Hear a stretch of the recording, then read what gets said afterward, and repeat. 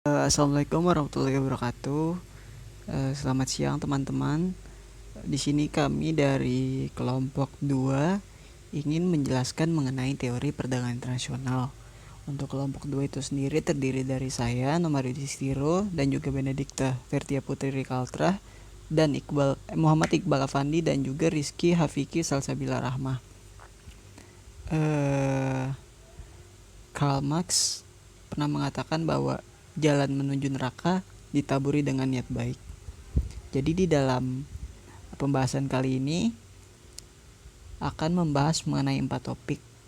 Yang pertama ada perdagangan internasional, yang kedua ada asumsi, yang ketiga ada kelebihan dan kekurangan, dan yang terakhir ada implikasi. Perdagangan internasional merupakan suatu kegiatan jual beli yang dilakukan suatu negara dengan negara yang lainnya, di mana hal ini terjadi sebagai akibat keterbatasan sumber daya yang ada di negara tersebut. Nah, perdagangan antar negara ini mempunyai peranan yang sangat penting dalam pemenuhan kebutuhan suatu negara yang tidak dapat diproduksi di negara tersebut. Entah itu karena adanya keterbatasan sumber daya alam, keterbatasan sumber daya manusia, keterbatasan modal, ataupun skill. Nah, dengan adanya kerjasama internasional ini, khususnya di bidang perdagangan, dapat memberikan beberapa manfaat dan juga keuntungan yang bisa didapatkan dari masing-masing negara yang melakukan kerjasama dalam bidang perdagangan internasional tersebut. Selanjutnya, untuk penjelasan lebih lanjutnya akan dijelaskan oleh rekan saya.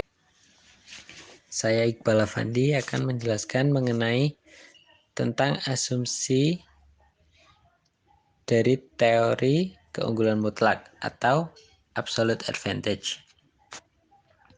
Adam Smith menerapkan prinsip gaya peluang dan spesialisasi sebagai landasan dari kebijakan ekonomi internasional.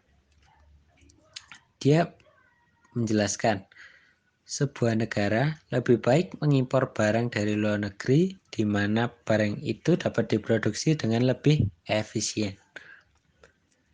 Dengan demikian, negara tersebut dapat berfokus untuk menempatkan sumber dayanya kepada produksi yang lebih efisien di negara tersebut. Smith menekankan bahwa perbedaan teknologi antar negara adalah penentu utama arus perdagangan internasional di seluruh dunia.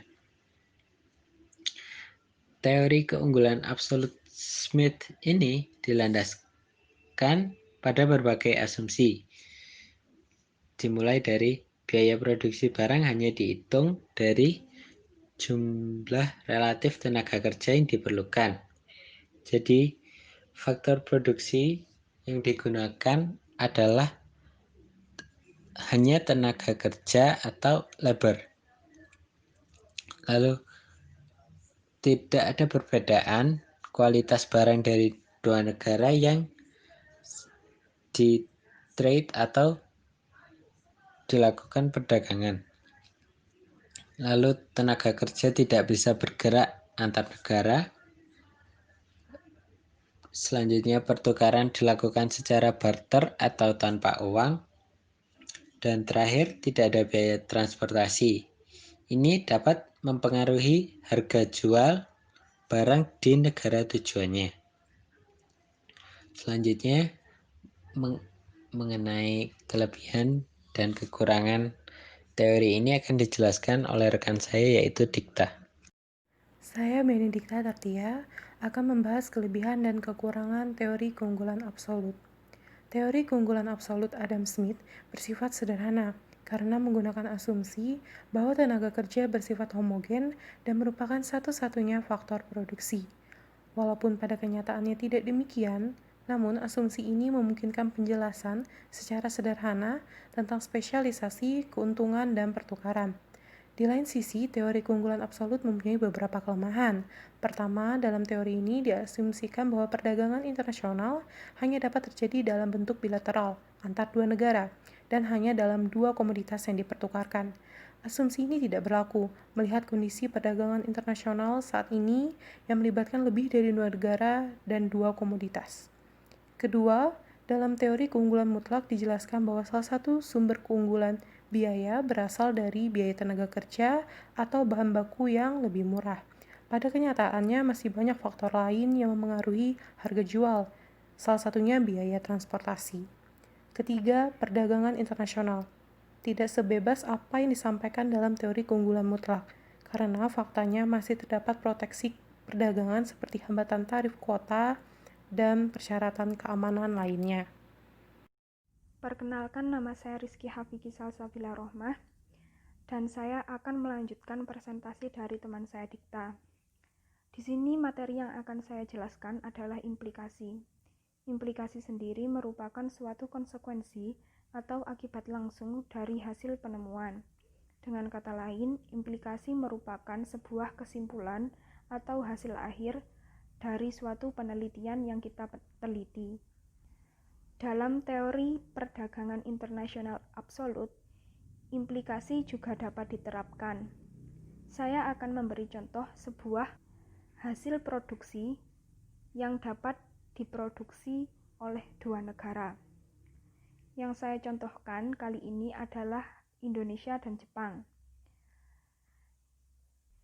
Jika di Indonesia, produksi beras sehari dengan tenaga kerja 1 orang dapat menghasilkan 50 kg beras, dan juga dalam sehari dengan pekerja 1 orang pula dapat menghasilkan barang elektronik sejumlah 50 unit.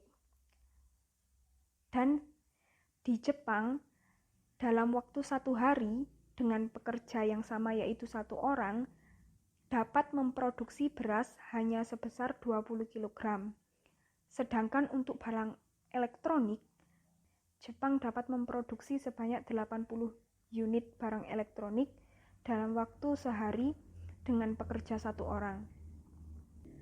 Berdasarkan hasil produksi tersebut, diketahui bahwa dasar tukar dalam negeri di Indonesia 1 kg beras sama dengan 1 unit barang elektronik, sedangkan di Jepang 1 kg beras sama dengan 4 unit barang elektronik.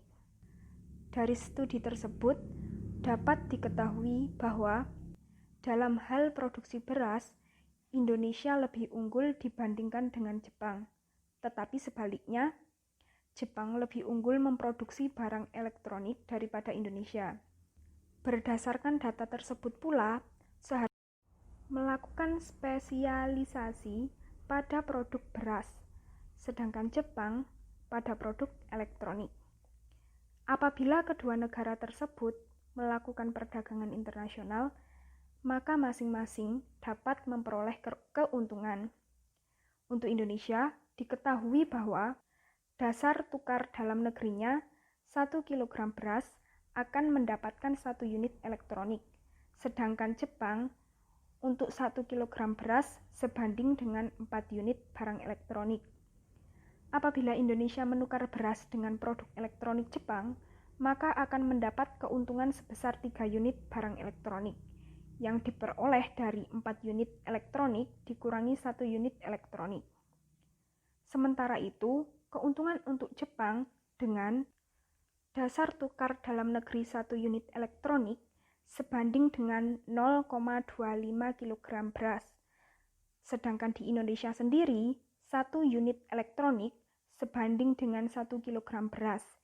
Jika Jepang melakukan barter dengan Indonesia, maka akan memperoleh keuntungan sebesar 0,75 kg beras yang diperoleh dari 1 kg beras dikurangi 0,25 kg beras.